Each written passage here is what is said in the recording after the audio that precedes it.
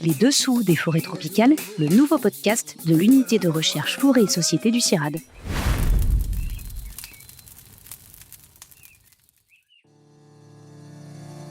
Bienvenue dans les dessous des forêts tropicales. Aujourd'hui, nous allons explorer en profondeur les méthodes de suivi et de gestion des ressources forestières tropicales. Alors pourquoi ? Car ces forêts représentent la moitié des forêts de notre planète, couvrant environ 2 milliards d'hectares. Alors inutile de vous dire qu'elles jouent des rôles extrêmement importants sur la régulation climatique comme réservoir de biodiversité, mais également pour nos sociétés et notamment sur le bois d'œuvre. Depuis plus de 50 ans, 3 générations de forestiers et de forestières cherchent à répondre à une question centrale. Comment exploiter les forêts tropicales de manière durable, c'est-à-dire en maintenant une production soutenue et économiquement rentable de bois, sans compromettre l'intégrité de l'écosystème. Pour répondre à cette question, et bien d'autres autour des suivis de dispositifs forestiers, nous avons la chance de recevoir 3 intervenants-intervenantes. Tout d'abord, Plinio Sist, directeur de l'unité Forêt et Société. Plinio a mis en place plusieurs dispositifs de suivi en Indonésie, en Amazonie brésilienne, et coordonne depuis 2012 le réseau TMFO.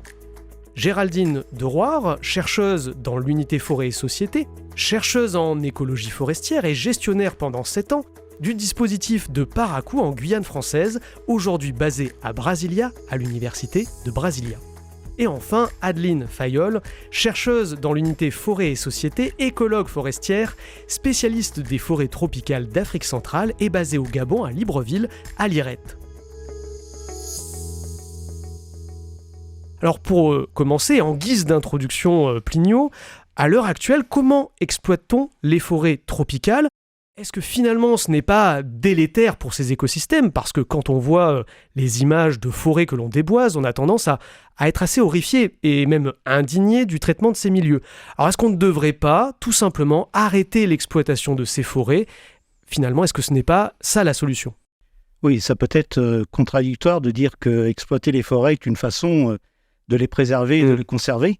Nous, les forestiers, on a une vision de la forêt, d'une forêt productive, et un de nos leitmotifs, c'est de dire qu'une forêt qui n'est pas valorisée, c'est une forêt qu'on va perdre. Vous parliez de déboisement. Le déboisement, c'est pas de l'exploitation de la forêt, c'est de la conversion des forêts en terres agricoles, en pâturage en Amazonie, en plantation, par exemple, de palmiers à huile ou d'EVA en Indonésie. L'exploitation du bois d'œuvre en forêt tropicale est dite sélective parce qu'en fait, on n'exploite que quelques arbres à l'hectare. Bon, imaginez-vous un terrain de football. Et sur ce terrain de football, on n'exploite que quelques arbres à l'hectare. Alors, en Afrique, c'est très faible intensité, c'est 1 à 2 arbres à l'hectare. En Amazonie, c'est un petit peu plus, c'est 5 à 6. Et puis en Asie, c'est encore un petit peu plus, c'est 7 à 8 arbres à l'hectare. Mais dans cet hectare, il y a environ entre 400 et 600 arbres. Donc, on n'exploite qu'une très faible partie des arbres.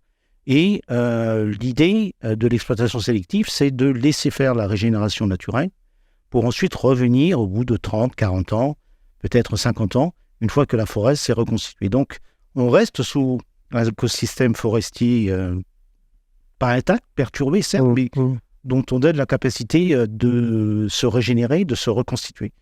Donc, l'exploitation sélective n'est pas destructive pour la forêt, elle perturbe, mais avec des pratiques plus ou moins qui essayent de réduire les dégâts d'exploitation, on peut effectivement raisonner ces pratiques d'exploitation et considérer que l'exploitation est un outil de conservation.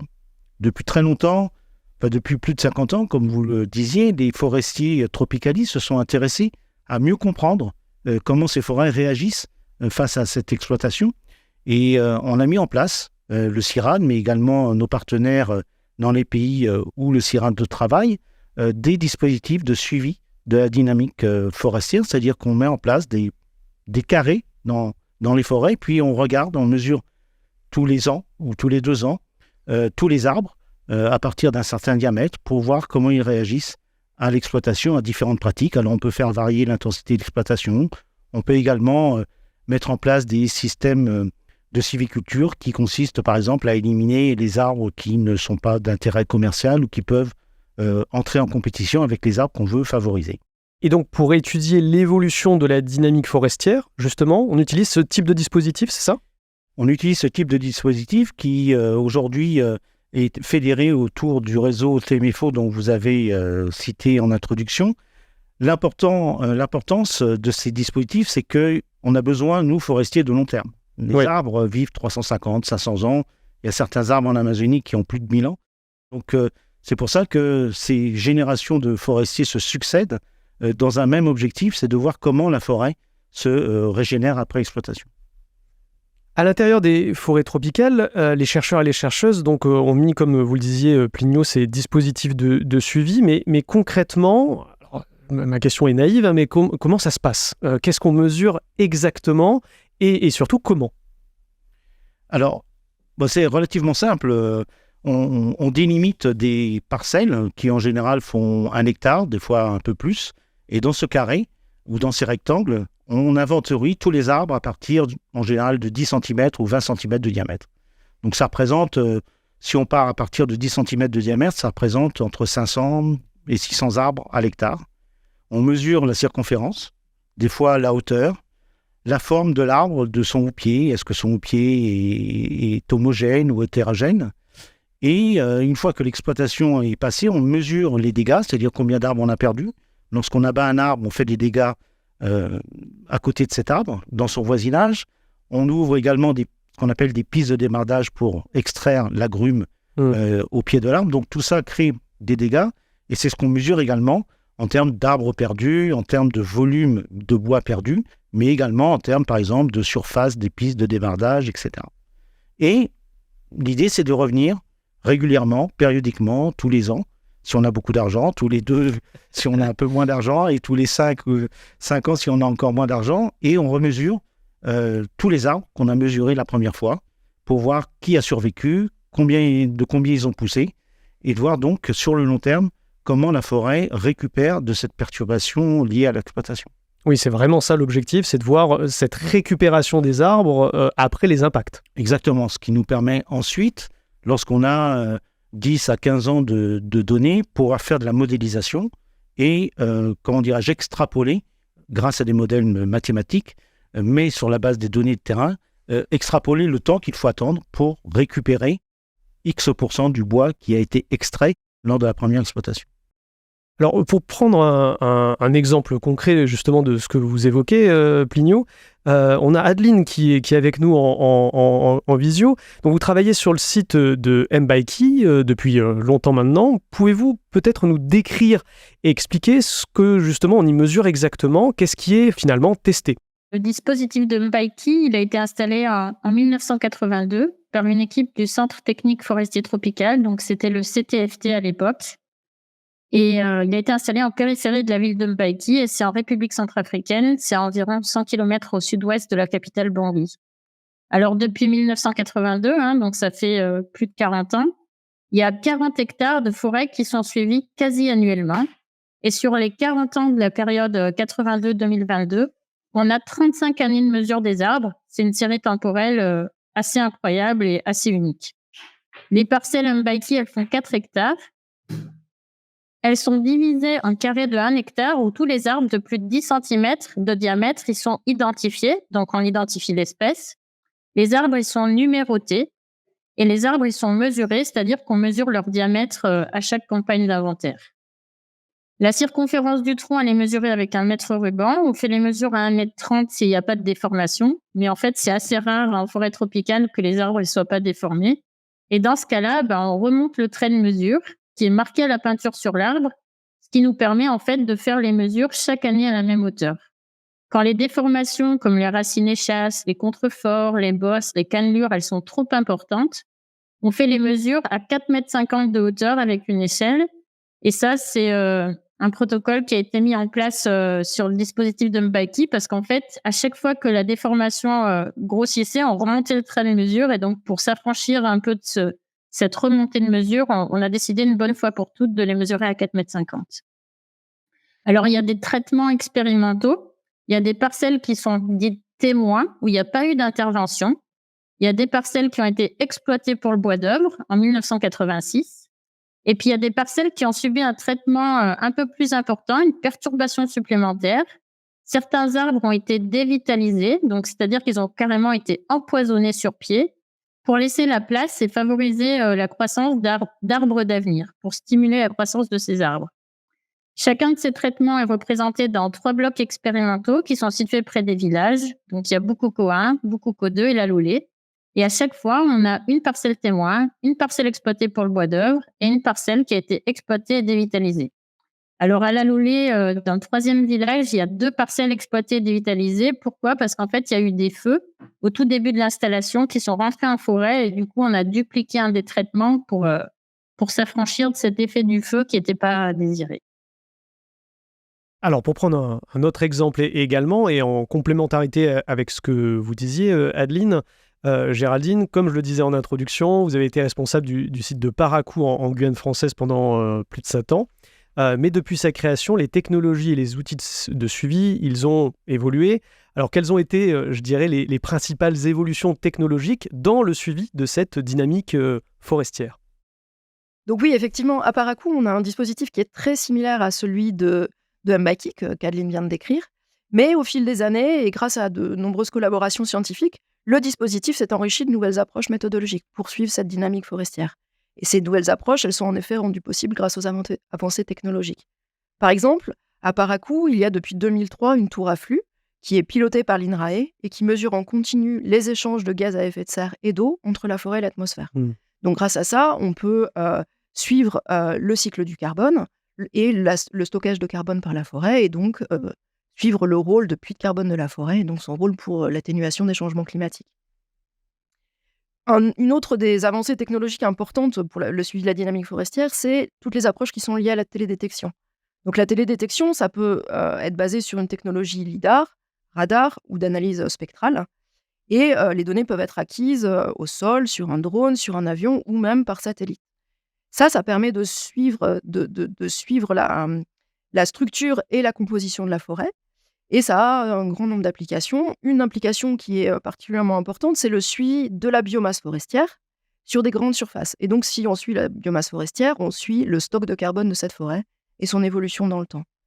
La télédétection peut aussi avoir des applications pour l'exploitation sélective de la forêt, parce que grâce à une combinaison d'acquisition de données par LIDAR et par multispectral, on peut conduire des inventaires de pré-exploitation de manière aéroportée. C'est-à-dire qu'on va pouvoir identifier les espèces, les arbres qui appartiennent à des espèces d'intérêt commercial et donc faciliter l'exploitation forestière. Après, ce qu'il faut comprendre, c'est que tous ces développements technologiques n'ont pas du tout rendu les inventaires de terrain tels qu'Adeline vient de les décrire obsolètes, bien au contraire. Pour développer ces nouvelles technologies, on a besoin de données de terrain pour calibrer les modèles, pour valider les méthodes. Et donc, les suivis de terrain avec les inventaires classiques tels qu'on vient de les décrire sont d'autant plus importants. En fait, c'est vraiment complémentaire. C'est très complémentaire, oui. Et à titre d'exemple, le site de Parakou et plusieurs autres sites dans le monde font partie d'un réseau international de placettes qui vise à fournir de la donnée sur la biomasse forestière pour calibrer et évaluer les méthodes d'observation de la Terre par satellite. Donc là, on voit vraiment l'intérêt de dispositifs de terrain. Et d'ailleurs, dans un prochain épisode des Dessous des forêts tropicales, on parlera justement de télédétection. Mais j'aurais une question pour vous, Plinio, sur justement ces évolutions technologiques dont parle Géraldine. Qu'est-ce que ça vous inspire, vous, qui effectivement avez une très longue carrière au CIRAD ? Tout d'abord que, comme le disait Géraldine, rien ne vaut la validation de terrain. Et donc, comme vous le disiez, comme l'a dit Géraldine, il y a eu des progrès technologiques de la télédétection très, très importantes, mais ces données mesurent la hauteur des arbres, mais elles ne mesurent pas la biomasse. Et pour ça, il nous faut des données de terrain qui sont indispensables. Mais moi, ce qui m'a le plus impressionné dans ces 30 dernières années, c'est les capacités de calcul d'informatique qui nous permet aujourd'hui... Avant, lorsqu'on travaillait sur un site, on avait beaucoup de travail. Aujourd'hui, toutes ces capacités de calcul nous permettent de faire beaucoup de modélisation, mais pas sur un seul site, mais au contraire de travailler en réseau de plusieurs sites. Et c'est un peu l'idée du réseau TMFO, c'est de fédérer tous ces sites et de voir à l'intérieur d'une région, comme l'Afrique centrale ou l'Amazonie, les variations qu'il peut y avoir au sein d'une région, mais également entre deux régions complètement différentes, comme l'Amazonie ou l'Asie du Sud-Est.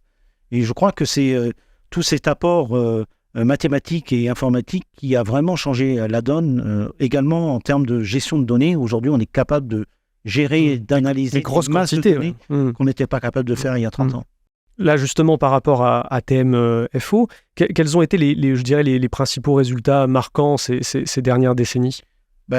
Pour l'Amazonie, on a montré que la reconstitution de la forêt, elle n'était pas homogène dans toute l'Amazonie. C'est-à-dire que dans le nord-ouest de l'Amazonie, notamment sur les plateaux du Guyane, où on a des sols pauvres et des forêts très vieilles, le taux de reconstitution était beaucoup plus faible que les forêts qui sont au sud de l'Amazonie, qui ont une dynamique beaucoup plus grande. Et donc, on a montré qu'il fallait non pas raisonner sur un seul site, mais qu'il fallait prendre en compte la variabilité à l'échelle de l'Amazonie.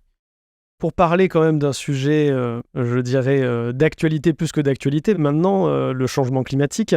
Géraldine, vous, donc en Guyane, est-ce que vous avez observé des tendances, on va dire plutôt inquiétantes, concernant les effets du changement climatique sur les forêts grâce aux dispositifs dont vous nous parliez ? Oui, en effet, ces dispositifs de parcelles permanentes, donc qu'on remesure de manière régulière, sont indispensables pour observer et prédire les effets des changements climatiques. Donc, à l'échelle de l'Amazonie, il existe un réseau qui s'appelle RENFOR, qui est donc un réseau de parcelles permanentes qui suit l'évolution des forêts et qui a montré que le stockage de carbone en forêt amazonienne diminue et qu'il devient même presque nul les années extrêmes d'événements El Niño. On a aussi pu voir, grâce à ce réseau, que la composition des forêts change en Amazonie, avec des espèces qui sont plus adaptées à la sécheresse, qui sont favorisées avec les effets des changements climatiques. Sur Parakou, on s'est intéressé à la réponse de la croissance des arbres au changement climatique, et on a pu voir que les années sèches et chaudes, les arbres croissent moins vite. Et ça, c'est valable en particulier pour les espèces d'intérêt commercial en Guyane. Donc ça questionne un petit peu la durabilité de l'exploitation forestière. Après, avec d'autres approches méthodologiques, en combinant une simulation de l'exploitation forestière et une simulation de la dynamique forestière, on peut aussi chercher à comprendre comment les pratiques d'exploitation interagissent avec les effets des changements climatiques sur le devenir de la forêt. Et grâce à cette méthode-là, on peut voir que avec les changements climatiques, les forêts sont moins capables de récupérer leur stock de biomasse, par exemple, avant le prochain passage en coupe. Donc ça remet vraiment en question la durabilité de l'exploitation telle qu'elle est faite actuellement dans le contexte des changements climatiques. Pour donc terminer ce podcast, c'est une question pour plutôt donc Géraldine et Adeline. En tant que représentante de la nouvelle génération de chercheuses, quelles sont vos visions pour l'avenir du suivi de la gestion des forêts tropicales ? Quels sont justement les principaux défis que vous anticipez ? Et quand même, finissons par quelque chose de plutôt positif. Comment on peut les surmonter ? Quelles pistes de solutions on peut avoir ? Je ne sais pas si Géraldine voulait commencer. Oui, alors moi, comme on l'a vu, dans ce contexte de fort changement, c'est primordial de maintenir ces dispositifs pour pouvoir voir les évolutions de la forêt. Comme j'en ai parlé un petit peu, je pense que c'est important de s'appuyer sur des approches disciplinaires et méthodologiques complémentaires pour pouvoir regarder ce qui se passe sous l'effet des changements climatiques depuis l'échelle de la feuille jusqu'à l'échelle du bassin forestier tout entier. Et puis, avec l'effet des activités humaines, on a des paysages forestiers qui sont de plus en plus hétérogènes parce qu'il y a de l'exploitation forestière, mais il y a aussi des changements d'usage des terres, où la forêt peut revenir à certains endroits. Donc, on a des mosaïques assez hétérogènes de forêts à différents niveaux de conservation, de perturbation, d'anthropisation, et qui peuvent fournir des services aux populations qui les utilisent et qui y vivent, qui peuvent être différents. Et donc, je pense que pour les dispositifs de suivi, c'est important de s'intéresser non pas uniquement aux forêts naturelles ou aux forêts naturelles exploitées, mais aussi d'intégrer cette variété de types de forêts anthropisées et d'inclure ces différents types de forêts dans les dispositifs de suivi de long terme. Adeline, est-ce que vous voulez rajouter des éléments ? Alors, je suis tout à fait d'accord avec la nécessité d'installer ce type de dispositif dans des forêts dégradées et même dans des jachères, car la productivité de ce système Elle est très peu connue, pourtant c'est des systèmes qui sont essentiels aux populations locales. Enfin, là je parle spécifiquement pour l'Afrique centrale. Après, en ce qui concerne les dispositifs existants de suivi de la dynamique forestière dans des forêts, on va dire, structurellement plus complexes, je voudrais insister sur la nécessité de les maintenir sur le long terme, parce que comme on le sait pour l'Amazonie, c'est important de les suivre non pas que pour la réponse à l'exploitation forestière, mais aussi la réponse au changement climatique en cours. Et ça, c'est pas du tout connu pour l'Afrique centrale. Les quelques séries temporelles climatiques qui existent en Afrique centrale, elles montrent une augmentation de la température et une modification de la saisonnalité, une modification des saisons sèches. Et en fait, c'est cette modification de la saisonnalité qui impacte fortement la phénologie des arbres et la disponibilité des feuilles et des fruits pour la grande faune. Et ces changements, ils ont vraisemblablement un impact sur la grande faune et notamment sur les éléphants. Et il y a des choses qui sont observées dans d'autres régions du monde, en Amazonie, en Afrique de l'Ouest. Mais en fait, tout ça, c'est très, très peu connu pour l'Afrique centrale, alors que c'est quand même le deuxième plus grand massif forestier du monde. Moi, j'aimerais bien plaider aussi pour continuer d'instrumenter les dispositifs, c'est-à-dire qu'il ne faut pas faire que suivre les arbres. Si on veut avoir une compréhension des systèmes, il faut rajouter des couches d'information. Et il y a un manque criant de stations météorologiques. Et donc, comment prédire l'impact du changement climatique si en fait, on ne connaît déjà pas le climat actuel? Et pour finir, je voudrais plaider aussi pour le maintien des dispositifs sur le long terme. Il faut assurer des financements réguliers et une programmation de la recherche qui va au-delà de la durée d'un projet. 3-5 ans, c'est bien évidemment trop court pour ces approches de très long terme. On parlait de Mbeki ou de Parakou, où les séries temporelles, elles sont vieilles de 4 décennies. En fait, ça nécessite des investissements à long terme et on bricole souvent avec des bouts de ficelle pour financer ces dispositifs, alors que c'est des biens pour l'humanité, en fait. Et pour faire ça, pour travailler sur le long terme, il faut non seulement des financements, mais il faut aussi travailler en bonne intelligence avec les populations. Pour voir qu'en Afrique centrale, les populations des villages alentours, ils vivent dans des conditions extrêmement difficiles et d'une grande pauvreté. Et à Mbeki, la personne qui suit le dispositif depuis plus de 20 ans, cette personne s'appelle Fidel Baya et il veille à recruter pour chaque inventaire des travailleurs temporaires issus de chacun des villages et des représentants de toutes les familles. Et c'est ça qui permet d'avoir un dispositif aussi bien suivi. Et enfin, je voudrais insister sur le fait que les dispositifs, ils doivent être vivants, c'est-à-dire qu'ils servent à la formation des étudiants et des cadres de l'administration. En plus d'être des points d'ancrage pour la recherche, ça doit être des points d'ancrage pour l'enseignement. Oui, si vous le permettez, je voudrais rebondir sur ce que vient de dire Adeline. C'est vrai que tous ces sites expérimentaux vivent grâce aux institutions partenaires, c'est-à-dire aux chercheurs qui travaillent avec nous, mais aussi, et je dirais presque surtout, avec les équipes de terrain qui sont en disposition pour mesurer les arbres. Et Dieu sait si c'est un travail pénible sur le terrain que l'on fait régulièrement, tous les ans ou tous les 2 ans.